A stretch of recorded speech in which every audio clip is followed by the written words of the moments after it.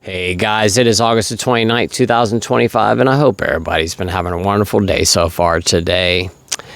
Happy Friday, everyone. The weekend is finally here, and this weekend is a very important weekend. It's Labor Day weekend. For most folks, they're off for 3 days, Saturday, Sunday, and Monday. Most kids are out of school on Monday as well. There's going to be people all over the place, people going to the beach, people going to the lake, people going to the mountains. There's going to be parties everywhere. There's probably going to be a party in your neighborhood, if not multiple parties in your neighborhood. There's going to be people hanging out in their garages and hanging out and drinking. There's going to be people standing in their driveways. There's going to be people hanging out in the cul-de-sac. There's going to be people having barbecues and get-togethers and, movie nights and all kinds of stuff. People going out to eat, people hanging out at bars, and there's just going to be a lot of consumption this weekend. And, number one, I just really wanted to talk about this, what I'm going to be speaking about today. And I'm going to get into that here in just a minute, but I just think it's really important. And, the thing is, yesterday when I was replying to the comments, or last night, one of the subscribers, and I can't remember what their name was. I don't like calling people out on here anyway, but for the person that brought this up, I greatly appreciate it, because you brought up a really good point. And I haven't talked about this in a very, very long time. As a matter of fact, I kind of forgot about it. But this weekend and today is a great day to bring this up and remind everybody about this, because, once again, we're going into a really important weekend, and, it's one of those weekends where we really have to stay on top of our game and make sure that we don't slip up.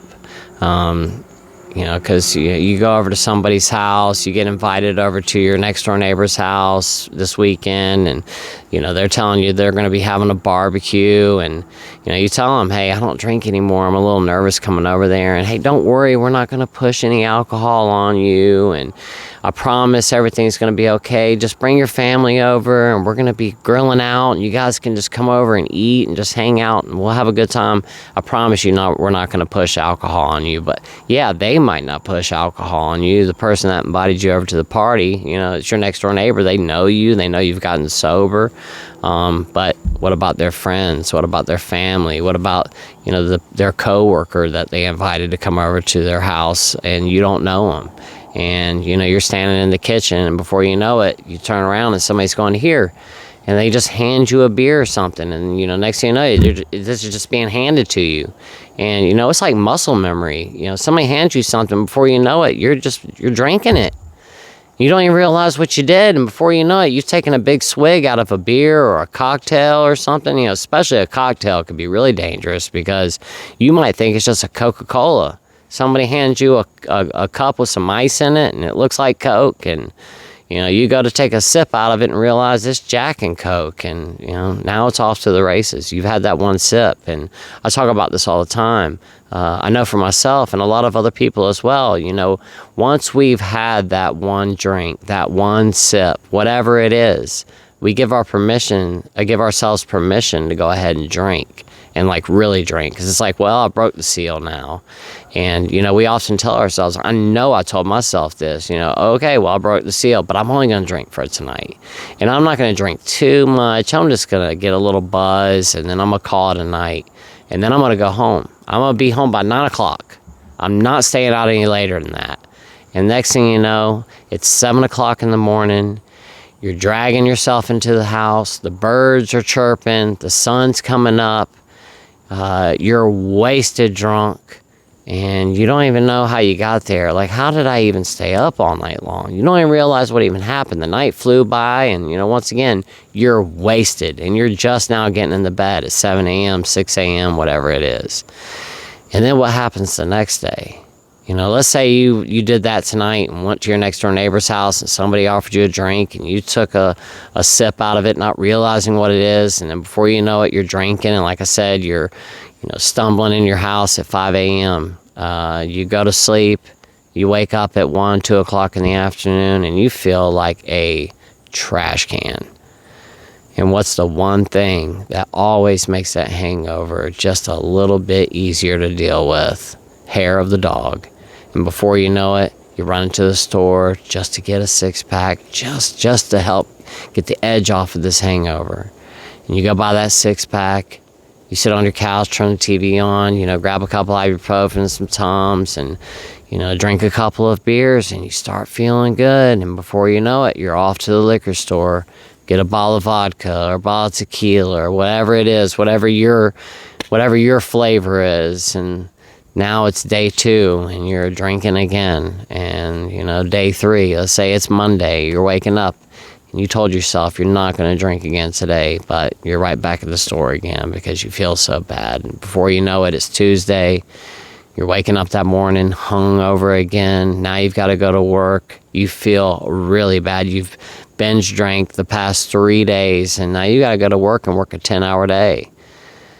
What's the one thing that's going to help you get through that? Of course, stopping by the gas station on the way into work and grabbing a tall boy and slamming that bad boy before you walk into work. And then you're trying to cover up your face and disguise the fact that you smell like alcohol. And you guys know the drill. Let's not let that happen this weekend.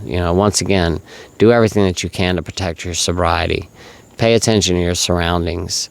If you do decide to go over to somebody's house or something, just be very careful about what's going on. If you go out to the bar, not go out to the bar, if you go out to a restaurant, just be careful of what's going on. You might bump into somebody that you haven't seen in a couple of years, and, you're sitting at the table, but they're sitting up at the bar, and, it's an old drinking buddy of yours, and the next thing you know, they're sending a shot over to your table, and you feel bad because they just bought you a shot, and you don't want to walk all the way over there and go, hey, I'm sorry, I can't take this. I have AUD, and I've stopped drinking. And next thing you know, you're taking that shot, and, once again, off to the races. But I don't want to keep carrying on and on and on about this, and I'm going to talk about this over the weekend. I'm going to be doing a video every single day. Don't worry. I'm going to make sure that I'm speaking about this stuff every single day this week, and I'm really going to harp on protecting our sobriety over the weekend and just, make sure I'm reminding everybody how this can end up if you do decide to go and drink. And if you do relapse this weekend, we don't want to, but, if you do, by some chance, mistakes happen, things happen. I would say 99% of us that try to stop, all relapse at some point, if not multiple times. I know I relapsed over 100 times. I just could not stay sober because every single time that I would get sober, exactly what I was talking about happening this weekend would happen to me. I'd go to one of my neighbor's house or whatever, and next thing you know, somebody was handing me something, and, next thing you know, I just crack it open and drink it. Like I said, it's like muscle memory. And then I was, drinking the rest of the night, and then I wouldn't even try to get sober again, for another 3 months. I'd get to that point where, I'd wake up one morning, I couldn't stop throwing up, and I'm on the toilet all day, and my stomach hurts, and it's hurting really bad on my left-hand side, and I'm dealing with pancreatitis, and I had no idea what was going on. And then I'd try to get sober again. I'd make it a week, start feeling better, and then I'd go right back to it all over again. But anyway, now that I've carried on for 8.5 minutes talking about that, but I do think it's really important to discuss that today. What I wanted to talk about today is, something that one of the subscribers was talking about. And I can't remember if I've spoken about this already because this is like the 10th take that I've done for today's video. But one of the subscribers, if I've already talked about it, I'm sorry, but I'm going to talk about it again. One of the subscribers, when I was replying to the comments last night, brought up HALT. And I just want to say thank you so much to the person that brought this up in the comments last night. I cannot remember your name, and I really don't like calling people out anyway on here. But for the person that brought this up in the comments from yesterday's video, thank you so much, because this really was a great idea for today's video. I've spoken about HALT in the past, but it's been quite some time. And to be quite honest with you, I completely forgot about HALT. It's just I haven't thought about it in a while. But like I said, when I was reading that comment and I saw that individual bring this up, I was like, I have to talk about this tomorrow. So that's what we're going to discuss today is HALT, and what HALT stands for. So let's go ahead and dive into it. And for those of you who know what HALT is, I'm sorry, this is going to be repeated information and stuff like that. But, I think it's great to hear it again. So HALT stands for hungry, angry, lonely, and tired. And often, if we're, starting to think about drinking, or, we're starting to get that urge really bad, sometimes we have to halt and ask ourselves, is it maybe one of these things that's making me feel this way? And I think that for a lot of the times, I think hungry is a really big one. Because hungry necessarily doesn't mean that, I need to eat real food. Hungry could also mean I'm hungry for connection. It could be something that's not, necessarily tangible. Like I said, it could be connection, friends, someone to talk to. Are you hungry for that human connection? It's something that we need. We are social animals. We need to be around other people. We need to make those connections. It's really crazy. There was I can't remember, I've heard this so many times in the past, and I can't remember if it was like a Russian scientist or something, but some scientists did a test, and they put these rats in a cage, and they gave them the white stuff. I'll say it like that. I don't want to name off the substance, but they gave them the white stuff that's made in Colombia, and I guess they mixed it in like a saline solution or whatever, and they put that inside their little water bottle, that it's got that little ball on the end, and they can lick it and then the water will come out. But anyway, they had put one of those bottles in there that was full of liquid, the sea stuff. And, they put these rats in there, and these rats were going in there and just drinking this stuff up. But they put the rats in there first by themselves and the substance. So it was just one rat and the liquid sea in one of those little water bottles, and the lone rat every single time would go to that bottle and just keep drinking it and drinking it and drinking it, and they would become addicted to it. And I think they would do it until the rat became deceased. Like, they would just push themselves to the point of overdose. But then they did another experiment where they put the liquid sea in a water bottle, but then they introduced a bunch of other rats. So now the rat had rat friends in there with them. Well, guess what? That rat didn't drink any more of the liquid sea. They left it completely alone. They had this little rat city, and all the rats were running around and playing with each other and just having a blast and running in their little wheel and all that kind of stuff. And they didn't even touch the stuff. They didn't touch the drug at all. And what they were trying to prove, is that connection. It's the lack or loss of connection that often causes us to, become addicted, to consume to the point where we become addicted to something. So, once again, it could be hungry for connection, hungry for friends, but it's in the literal form of the word too. You could be just hungry. And I talk about this all the time, but if you are getting that urge to drink, go eat yourself a big hamburger and some fries, and drink a big soda or something like that, or go eat a bunch of pizza, or or go to a Chinese buffet and eat a bunch of food. I promise you that you're not going to be thinking about drinking after you get full like that, because there's no room for it. And for any of you guys out there who you drink on an empty stomach, you know as well as I do that as soon as you put any food in there, it's game over. There's no more drinking. You're just wasting your time, wasting alcohol, and you're not going to get anywhere. So, if you go and eat yourself a big meal, it's going to really help to get rid of that urge to want to drink. So this is one of those things, ask yourself, you start getting that feeling, when you start to get that feeling like you want to drink or use or whatever, stop. And like I said, literally halt and ask yourself, am I hungry, angry, lonely, or tired? Could it be one of these things? And, really think about this. And if it is one of these things, or maybe it's all of these things, Try to address them one at a time. And I guarantee you that, that feeling like you want to drink is going to dissipate. You're not going to feel like that as much. So we've already talked about hungry. It could be the literal, definition of the word, that you're just hungry. You need something to eat. And one of the things is that if you are hungry and you decide to eat a meal, and I know I always say, like, go get yourself a big cheeseburger or some pizza or something like that. Try to eat a really balanced, nutritious meal, because when we're eating healthy, we just feel healthy. And not only does it make our body feel healthier, but when we're eating healthy, nutritious, well-balanced meals, our mind is going to work better. We're not going to be so likely to end up in depression. We're not going to be so likely to just feel bad. When you're feeling bad, I know for myself, if I felt bad, I wanted to drink. I drank for every reason under the sun, especially when I didn't feel good, and especially when I was in pain. I used alcohol for physical and emotional pain more than anything else. And I really utilized alcohol as a painkiller, because it worked very well. If my back hurt, I would drink, and get drunk, and guess what? My back stopped hurting.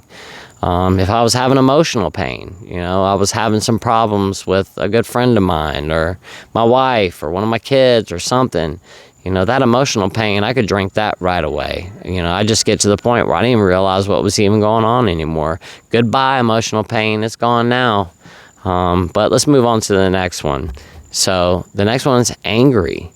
Halt and find out why. Ask yourself, why am I angry? What is it that's upsetting me right now? Sometimes we don't even know. There's times where I get angry and my wife will go, what is going on with you? And she'll stop me, because I'll be in the bedroom. Maybe I'm just looking for a pair of underwear, which for some reason, I don't know why. But I'll be digging around in my drawer looking for, my favorite pair of underwear or a pair of socks that matches an outfit that I want. And I will be in there digging around. I'll start getting so upset. And I'm like, I know that these were clean. I cannot find them. I haven't worn them in 2 weeks. I cannot find this stuff. And I'll start freaking out. And I'm throwing stuff out the drawer looking for it. My wife will walk in there and go, do you want me to find it for you?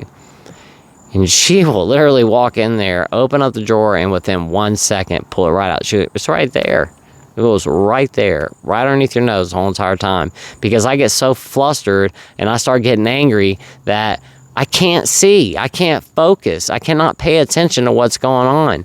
I'm just in there just ripping stuff out and throwing stuff on the floor. And then I start getting even angrier because I can't find it. And then my wife will come in there and find it. And then I get angry that she was able to find it and I couldn't find it. So, once again, ask yourself, halt and ask yourself, am I angry? And if I am angry, what's got me upset? And can I handle this in a mature manner? If I'm angry at a person, can I have a conversation with them? Maybe pick up the phone or maybe go talk with that person, face to face. I think face to face conversation or in real life conversation with somebody is the best way to handle things. I think text messages are one of the worst ways to handle problems because people always have a tone in their head. I might read a text. My wife and I talk about this all the time because I'll read a message that she'll send me sometimes. I'm like, why is she giving me a hard time? And I'll send her a message back and go, why are you, talking crap to me right now? I'm having a bad day. And then she'll say, I'm not. I meant it like this. And in my mind, I hear the messages. I'm reading it off with an attitude. But, that's not the way that she meant it. And I do that with a lot of stuff, like maybe my dad sends me a message and I'm sitting there reading it and I'm like, why is he giving me a hard time right now? And then I'll talk with him about it. He's like, I didn't mean that at all. So, once again, I think text messages, we can read them in our mind. We hear the tone of the voice and the way, if there's any sarcasm or whatever. I just think text messages are great for some things, like meet me at your house at 5. I think that's a great thing to text. But when you're trying to explain to someone, why you're upset with them or something like that, I don't think text message is the best way to do it. I just think they're in real life conversation, whether it be on the telephone or face to face, is the best way to handle that. But once again, can you handle it? Can you speak with this individual or handle the situation, whatever it is? Can you confront that person, place, or thing that's got you upset and handle it, like I said, in a mature, grown-up manner? The next one is lonely. And this one's really self-explanatory. It can even happen when you're surrounded by tons of people. If you're just not getting that connection, if you're not having, conversation with people, that's meaningful, that meaningful conversation. We could all have a conversation with somebody as we're standing at the gas station waiting in line to pay for our gas. Those little, hey, the weather sure is nice today, or I like your shoes, or that's a nice baseball cap, or man, it's raining hard out there today, or something like that. Or, man, gas sure is expensive right now. Those kinds of conversations, those aren't deep. We're not getting our feelings out on the table with those. So being lonely could be, that we're just not having deep conversation with people. We're not able to get our feelings off of our chest. You could be in a house full of, 20 people and feel lonely as you haven't spoken to somebody in the past 10 years. But that's a really big one. Being lonely, I think, for a lot of us is a big reason why a lot of us drink or drink now. Because it's hard to feel lonely like that, especially if we don't feel like we're getting that connection. Especially if you feel like there's no one that we can express our deepest feelings with. We don't have anybody that we can tell our secrets to. We don't have anybody that we can, talk about our relationships to, or whatever it is. But, if it's, the fact that you're lonely, address it. Maybe go to an AA meeting so that you can interact with some other people, or, maybe think about, who have I not spoken to in a while? Have I spoken to my mom or my dad in a long time? Or have I spoken to my sibling in a long time? Or maybe I ought to give my friend that I haven't spoken to in the past year a phone call. I'm sure there's someone out there that's willing to talk to you, willing to go have a cup of coffee with you, willing to go have lunch or go have dinner, or maybe go watch a movie with you, or, maybe you can make a little date to go, for a walk around the park or something. But or go online and get in some chat group or anything. Maybe hop on Facebook and just send some people some messages. But really ask yourself, is the reason that I keep thinking about drinking, is it because I'm lonely? And what can I do to address that? How can I not feel lonely and not want to drink? And then last but not least is, am I tired? A lot of us do this. We push ourselves too far. We push ourselves to the point where we are dog tired and we really start thinking about drinking. I know that for myself, this is something that I do all the time. And when I start to get tired, guess what? I start to get cranky. And when I start to get cranky, I start to get mad. So this can circle right back around, so I'm tired. Well, since I'm tired, then I'll start to get angry. And then I start to get angry, and then nobody wants to be around me anymore because I'm tired, angry, and I've lashed out at people. So guess what now? Now I'm lonely. These can these little bullet points can really kind of coincide with each other. Like I said, a lot of us do this. We push ourselves too hard. We don't take a break. We don't give ourselves a chance to rest. And rest is so important. You know, we always feel like we got to get this done and that done. And the kids, we got to get them to soccer practice, and we got to get them to band practice. And, you know, it's Friday afternoon, and I've got to go pick up my son or my daughter's friend to come over for their sleepover. And then we've got to go to the grocery store and get snacks and groceries and stuff for dinner for the weekend. And then I've got to take the kids to the movie theater and the skate rink and this and this and that. And we never give ourselves a chance to just chill. When you get tired, we can really start thinking about drinking, because like I said, we start getting really cranky, or at least I know from myself, I do. And when I start getting cranky, I start getting angry, and then I start getting when I'm tired, I get really loopy. I'm out of it. I don't know what's going on sometimes when I'm tired. And I know that for me, being tired out of all of these things on this list probably is the biggest trigger for me. Because like I said, when I get tired, I get super cranky. And when I get super cranky and get angry, I hit that self-destruct button. And I think for a lot of us, we do that as well. We just self-destruct when we start to get like that. And it's like, what does it even matter? I don't even care. Who cares? My life's falling apart. Nobody likes me. Everybody hates me. And I just can't get my life together. I'm broke. And, you start thinking about all of your problems, and they all start piling up. And before you know it, you're like, you know what? I don't even care anymore. I'm just going to the store. I'm going to drink. And that's going to make me feel better. I don't care what anybody says. I don't care about any of it. I'm just going to go have a drink. And that's not the solution.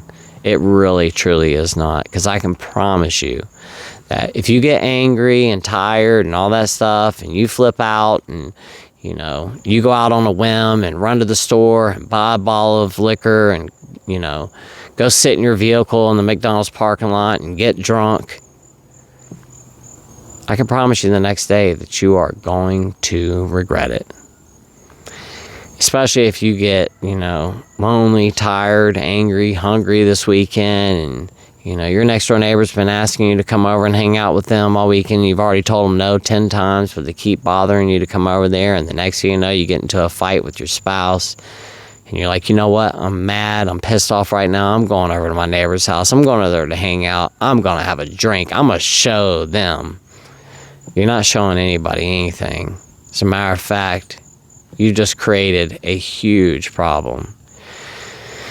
And it's going to take a big shovel to dig your way out of it.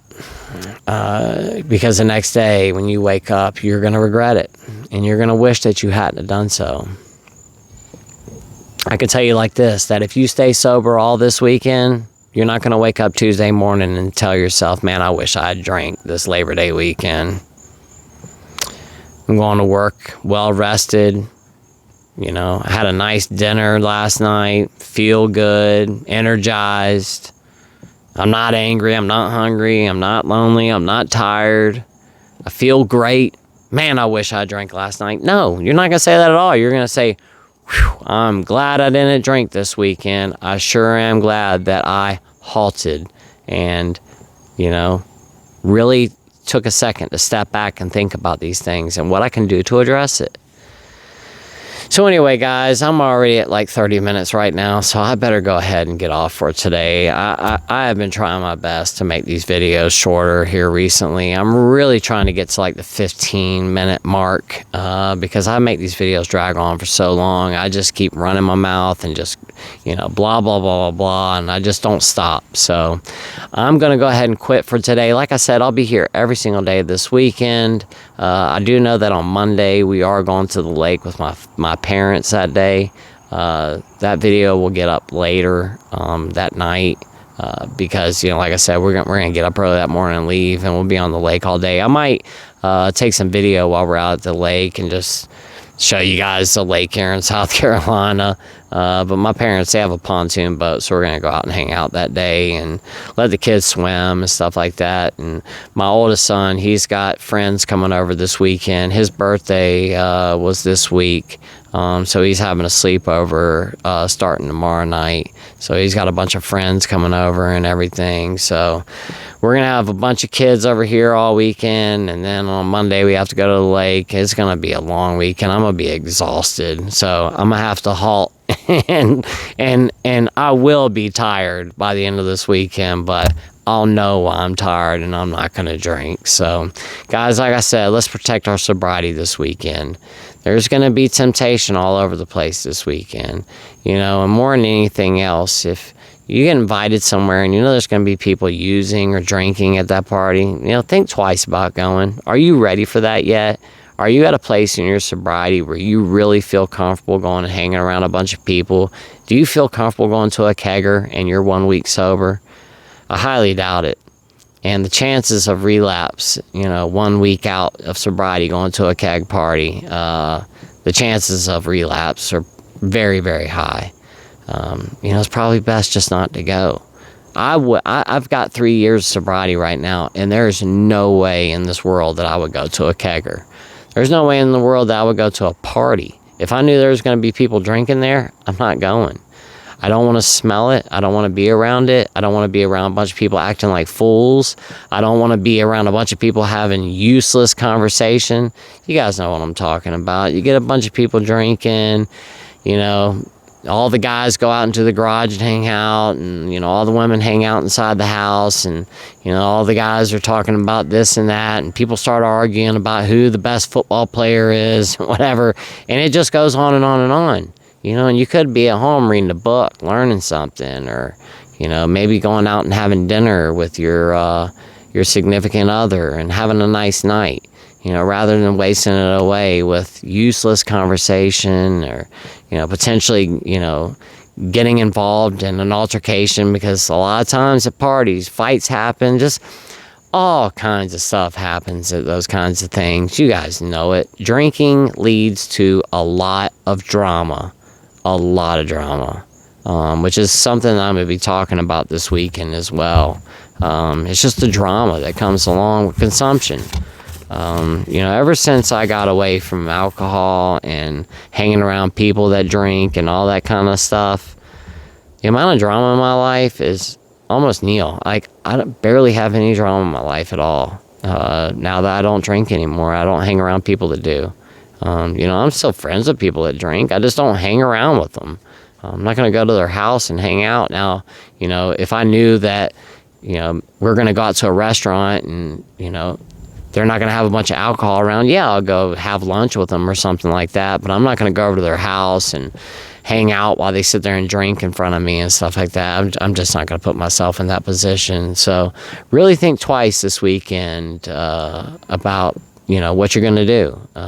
Think twice about that invitation that you got to that work party or whatever it is, or that trip to the lake that you got invited to, and that there's gonna be 15 people on the boat, and they're already talking about how much they're gonna be drinking. You really want to put yourself in that position. Like I said, are you ready for that yet? Because like I said, I know for myself, I've got over 3 years of sobriety, and I'm not ready for that yet. I don't think I'll ever be ready for that ever again. And I don't even want to put myself in that position. Like I said, I don't want to listen to that conversation anymore. I spent my whole entire life standing in people's garages or, sitting in people's driveways, just having, useless conversation all night long. While we all just sat around and got intoxicated. Because that's all we were doing. We just wanted to get drunk and not do it by ourselves.